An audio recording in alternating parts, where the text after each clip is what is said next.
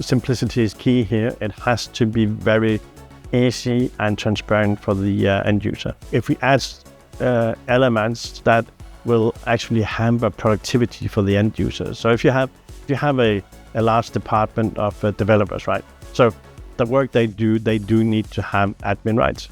Developers are some of the most difficult people to change those admin rights and privileges for, because it's a very important part of the work.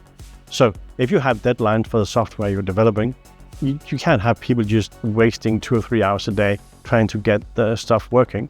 So having admin bar request is essential for making these people work. So I often say to my customer, well, don't look at this as just a security tool. This is also a productivity tool, because what it means is that your developers, your engineers, and your IT people, and so on, they can actually do their work, and they don't spend a lot of wasted time trying to get stuff working, because we manage all that for them.